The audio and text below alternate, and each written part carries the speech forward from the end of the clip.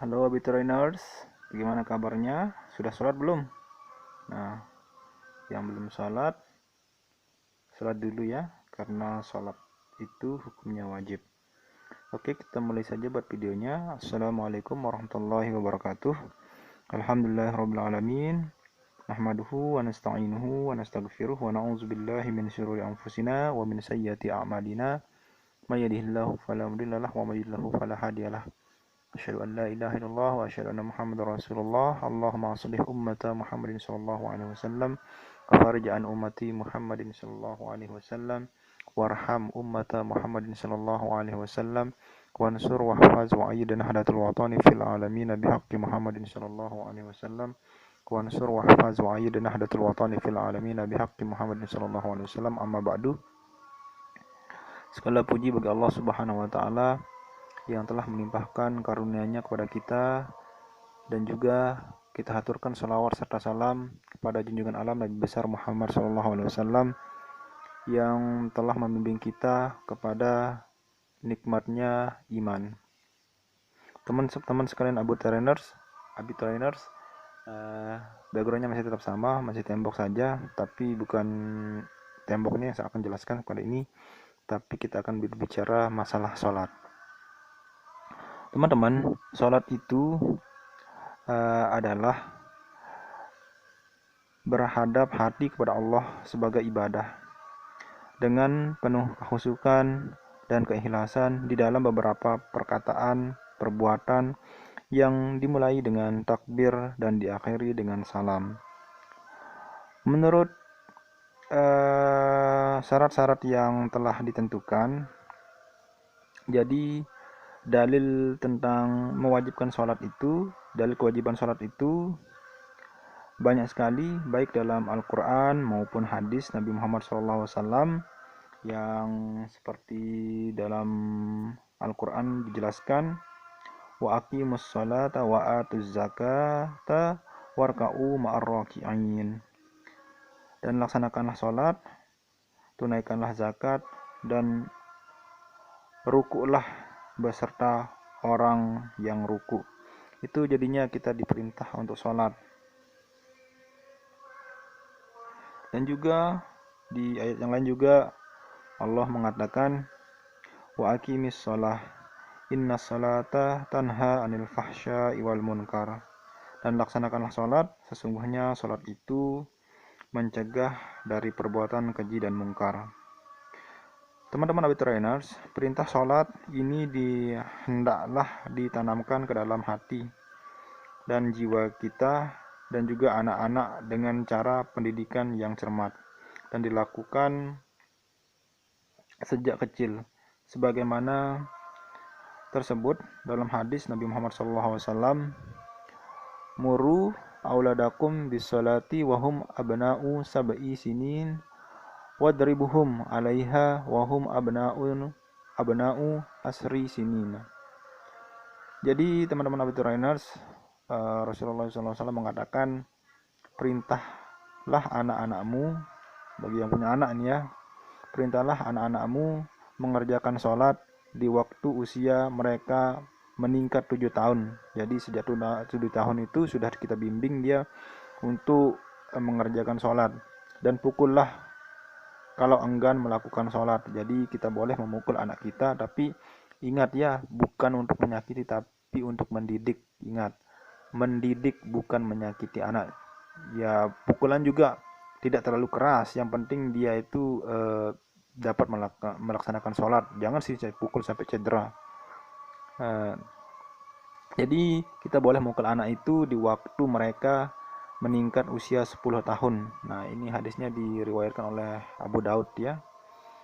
Nah, teman-teman sekalian, ternyata juga sholat itu memiliki syarat-syarat. Nah, syarat yang pertama itu, yang wajib melaksanakan sholat itu, yang pertama dia beragama Islam, kemudian sudah balik, maksudnya sudah mengenal baik dan buruk itu, dan sudah ada seruan agama pada dalam dirinya, yang kemudian itu berakal, maksudnya dia punya otak gitu, tidak gila gitu. Terus suci dari haid dan nifas, sebenarnya bagi yang perempuan ini kalau haid tidak boleh sholat ya. Kemudian selanjutnya telah mendengar ajakan dakwah Islam, jadi dia sudah diseru untuk sholat, nah maka sholatlah gitu kan.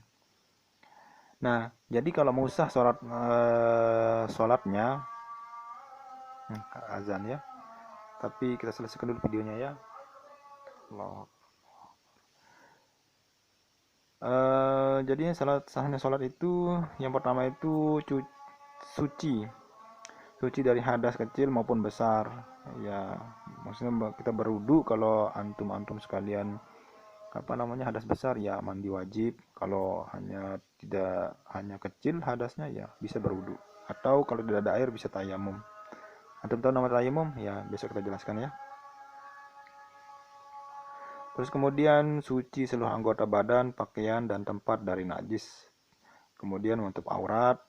Bagi laki-laki auratnya itu antara pusat dan lutut, sedangkan wanita seluruh anggota badannya kecuali muka dan kedua telapak tangannya. Nah jadi kalau perempuan itu lebih banyak auratnya, yang tidak termasuk auratnya cuma wajahnya dan telapak tangannya saja. Kemudian masuk waktu yang telah ditentukan untuk masing-masing sholat. Jadi kalau udah azan, nah itu udah masuk waktu sholat maksudnya. Kan di masjid kan ada penentunya ya. Sebelum persiap-siap kan biasanya ada ngaji, muratil Quran gitu kan, terus azan. Nah kalau sudah azan itu artinya sudah masuk waktu sholat. Nah ini sudah masuk sholat zuhur. Kemudian itu menghadap kiblat, menghadap Ka'bah gitu. Kemudian mengetahui mana yang fardu dan mana yang sunnah. Kemudian dan selanjutnya juga menjauhi perkara-perkara yang membatalkan sholat, seperti mungkin membatalkan sholat antum tertawa gitu kan. Nah setelah antum menyelesaikan syaratnya, lalu antum melaksanakan rukunnya. Rukun salat itu pertama niat, terus takbiratul ihram, berdiri tegak bagi yang berpuasa ketika salat fardu, boleh duduk atau yang berbaring bagi yang sakit, membaca surat Fatihah pada setiap rakaat. Jadi setiap rakaat itu kita baca surat Al-Fatihah, terus ruku dengan tumak ninah, i'tidal dengan tumak ninah, sujud 2 kali dengan tumak ninah, duduk di antara 2 sujud dengan tumak ninah, duduk tasyahud akhir dengan tumak ninah juga, membaca tasyahud akhir, membaca salawat kepada Nabi Muhammad SAW, kemudian juga membaca salam yang pertama. Nah dan itu dilakukan secara tertib itu artinya berurutan mengerjakan rukun-rukun tersebut, jangan diotak-atik, maksudnya berurutan dari niat terus sampai membaca salam yang pertama, assalamualaikum warahmatullahi gitu kan. Nah sebenarnya lagi azan nih, Allahu Akbar. Udah, kita tunggu azan selesai ya.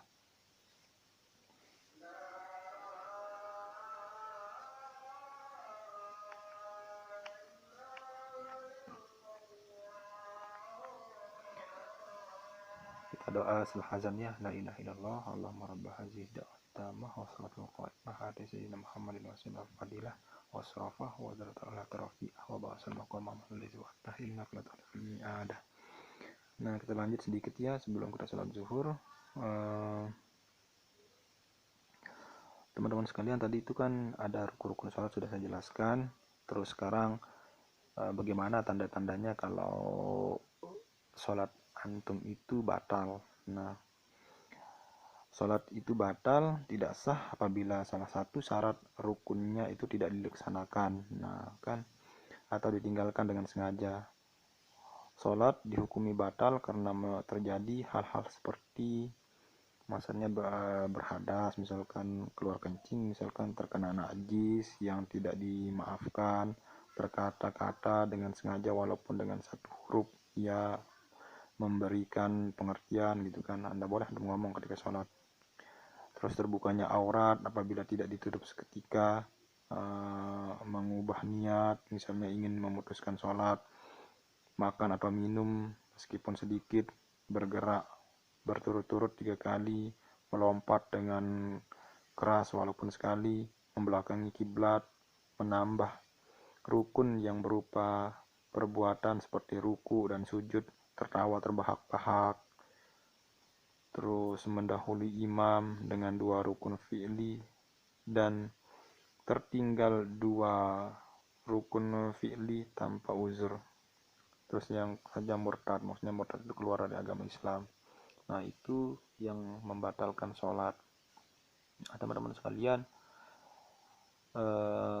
bagaimana hukum-hukum ini ada ya, yang seperti hadis itu kan, shollu kama ra'aitumuni usolli. Jadi kita gerak-gerakannya itu sebenarnya sudah dicontohkan sejak Nabi diperintahkan untuk sholat gitu kan.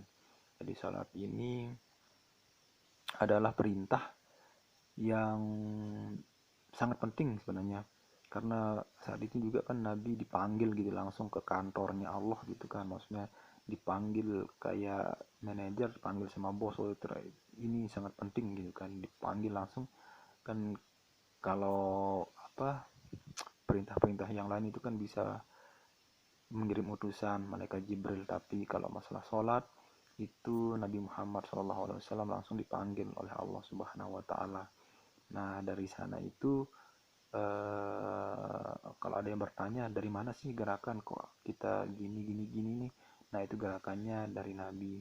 Lalu ketika Nabi mengatakan yang hadis yang tadi, shollu kama ra'aitumuni usolli itu, nah para sahabat itu mengikutinya. Nah, nanti setelah Nabi wafat hanya tinggal sahabat. Nah, sahabat itu menceritakan gini cara sholat, sehingga sampai saat ini gerakan sholat yang kita lakukan ini insya Allah sama seperti bagaimana Nabi sholat. Hanya saja mungkin karena postur tubuh kita itu berbeda, jadi kelihatannya kita itu ndak terlalu sama gitu kan, karena postur tubuh kita.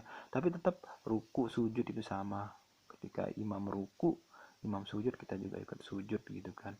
Walaupun memang ada yang sujudnya berbeda daripada kita, mungkin kan ya begini dan begini, mungkin ada kendala mungkin gitu kan, atau dia ruku tidak lurus gitu kan.